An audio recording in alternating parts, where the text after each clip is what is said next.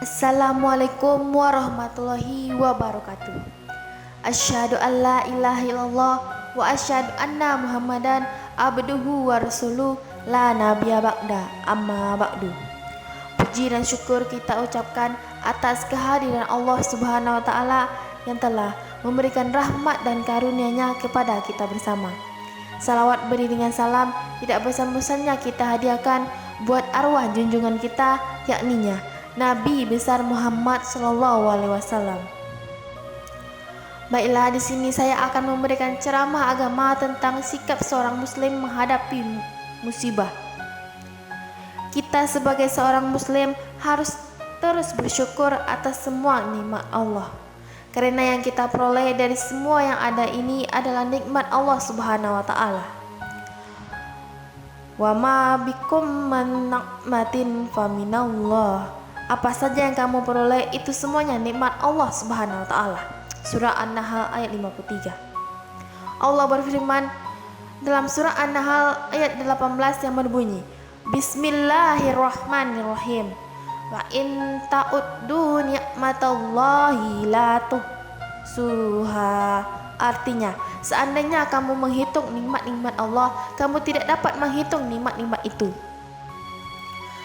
Pada hari ini kita akan membahas suatu kajian berkaitan dengan musibah yang menimpa bangsa ini. Kita sudah melihat di tahun 2020 dan di awal 2021 banyak sekali musibah, petaka, bencana yang menimpa bangsa ini. Maka apa yang harus kita lakukan sebagai seorang Muslim? Sikap apa yang kita lakukan? Bencana akan terus, tidak akan berhenti, karena perbuatan dosa yang dilakukan manusia terus-menerus dilakukan. Adanya musibah-musibah seperti ini, mestinya kaum muslimin mengambil pelajaran untuk kembali kepada Allah, bertaubat kepada Allah, mendekat kepada Allah.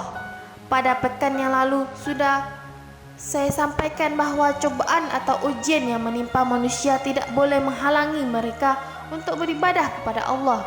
Justru dengan cobaan dan ujian itu, manusia tambah dekat kepada Allah, tambah bermunajat kepada Allah, bukan tambah jauh. Kalau kita lihat dari pandemi yang terjadi di tahun 2020, banyak orang yang menjauhkan masjid, mestinya tambah dekat, seolah-olah masjid adalah sumber wabah. Ini suuzon kepada Allah, padahal di masjidlah tempat ketenangan, ketentraman, munajat kepada Allah, tempat yang barokah. Antum melihat jutaan orang solat di masjid dengan rapat, tidak terjadi apa-apa. Justru yang tidak ke masjid terkena wabah. Masjid adalah tempat yang bersih dan dimuliakan oleh Allah dan Rasulullah SAW kepada masjid yang menjadi sasaran. Kenapa masjid yang menjadi sasaran? Ketika terjadi sesuatu, pandangan orang Muslim terhadap kejadian itu dengan dua pandangan, yaitu dengan pandangan takdir dan bagaimana syariat mengajarkan kita. Yang pertama, pandangan takdir. Ketika kita melihat berbagai macam bencana, musibah, petaka yang menimpa bangsa ini, apakah itu pandemi, penyakit, banjir, gempa, longsor, gunung meletus, dan musibah-musibah yang lain, seorang mukmin melihat dengan pandangan takdir. Kita wajib mengimani tentang takdir. Takdir Allah tetapkan 50.000 tahun sebelum Allah menciptakan langit dan bumi. Allah sudah takdirkan akan terjadi bencana, akan terjadi musibah, akan terjadi petaka, akan terjadi wabah, akan terjadi penyakit. Ini wajib kita imani. Wa tu'mina bil qadari khairihi wa syarrah. Engkau beriman kepada takdir baik dan buruk yang menimpa diri kita, menimpa keluarga kita, menimpa masyarakat, menimpa bangsa ini. Yang menimpa seluruh manusia ini sudah Allah takdirkan 50.000 tahun sebelum Allah menciptakan langit dan bumi. Semuanya tidak ada yang terluput dari ilmunya Allah. Allah Maha Tahu dan semuanya sudah tercatat di Lauhul Mahfuz. Allah berfirman, Bismillahirrahmanirrahim. Wa indahu mafatihul ghaibi la ya'lamuha illahu wa ya'lamu ma fi barra wal bahri wa ma tasqutu min waraqatin illa ya'lamuha wa la habbatin fi zulumat fi zulumatil ardi wala ratbin wala yabisin illa fi kitabim mubin.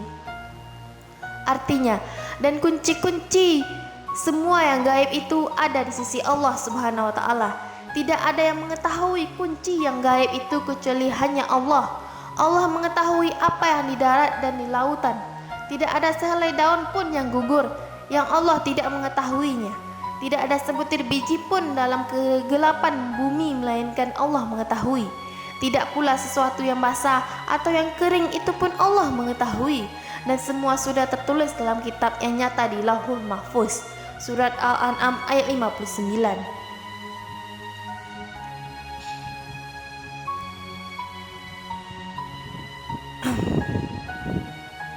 Baiklah, hanya itu yang dapat saya sampaikan. Terlebih dan terkurang saya mohon maaf.